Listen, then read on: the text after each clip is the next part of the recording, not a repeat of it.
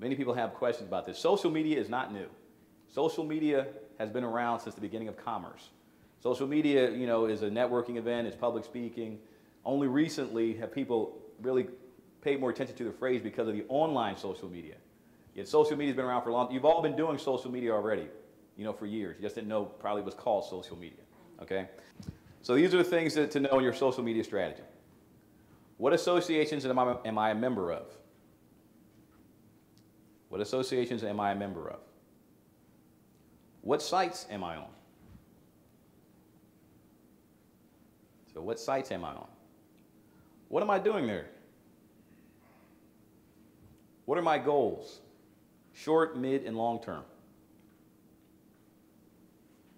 Who's my target market?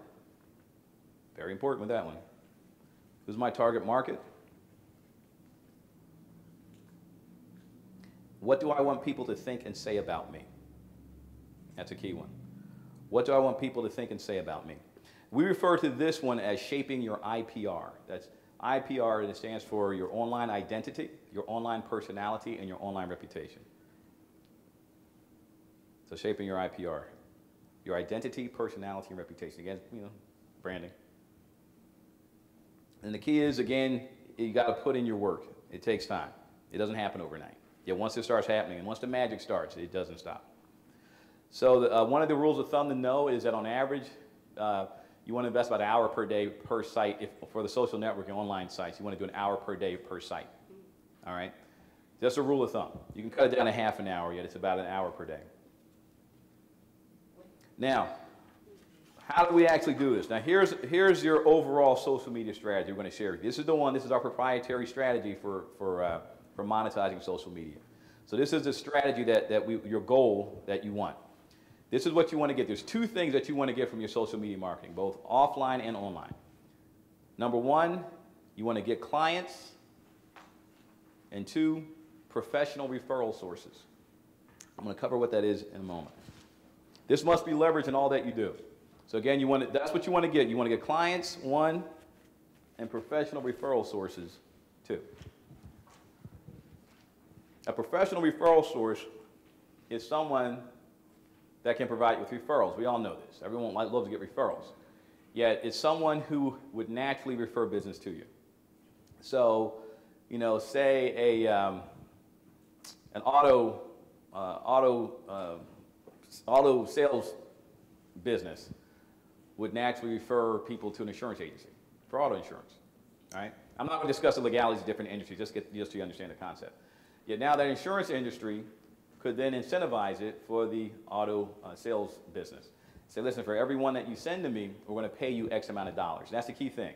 With your professional referral sources, make it good to the point you'll know when you're paying them enough when you don't feel comfortable paying that much. Right? Not, oh, I'll give you $100. Nobody wants that. I'll take you out to dinner. No, thank you. Yeah, $500. You know, if it's a realtor, you know, and you have someone, a home improvement company, you know, that sends you leads. You know, a lot of other places. You just sit down and think about the people who naturally do business with your target demographic, and then that's who you deal with. You say, okay, for every person you send to me that buys a house, I'm going to pay you $500. Now, when you start getting up to those kind of numbers, people take notice. Right? Like even bankruptcy attorneys for realtors. Say, hey, when they finish their bankruptcy, they can't keep the house. They got to do a short sale. Send them to me.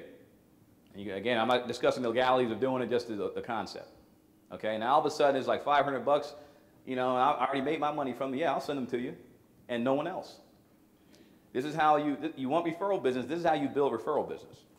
Okay, so those are the two things that you want to get. Now there are many different social media mediums and tools for you to use that will use up your time without producing results.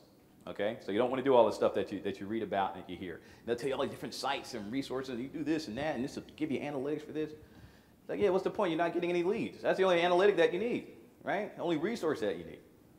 So we're going to share with you the only tools, the mediums and tools that you need to make money from this stuff. Here's what you need. Write this down. This is very important. Don't even bother reading all the other stuff and doing all the other stuff. Here's all that you need. Number one, you need offline social networking groups and events. That's one. Offline social networking groups and events. That's offline. Everything else is online. Online, you need blogs, and article directories. Blogs and article directories. Next, video sharing sites. We're going to cover this more when we do online social media marketing. Video sharing sites, and lastly, social networking sites. Very simple, right? Those are the only 5 things you need to have in your social media marketing plan. You don't need all the other stuff, social bookmarking, you don't need it. Doesn't make money for you. Yep. The only tools you need to grow your business with social media marketing, number 1, your offline social networking events and groups. Offline social networking events and groups. Second, blogs and article directories. I'll cover what they are when we cover online social media marketing. Next, video sharing sites. And lastly, social networking sites like Facebook, LinkedIn. That's it. That's all you need in your social media marketing plan. There's a bunch of other stuff you can do, yet you don't need it. And if you do this stuff, you'll be swamped with more leads than you can handle. And that's the truth. Okay, what we're going to do is we're going to cover first offline social media marketing, okay? Because it's important to understand that, because once you understand how to effectively leverage social media marketing offline, then making the transition online will be so simple. It'll just click. Then it won't be so scary and unfamiliar, when you're talking about these different sites. You won't view Facebook and Twitter and LinkedIn as, all that important anymore.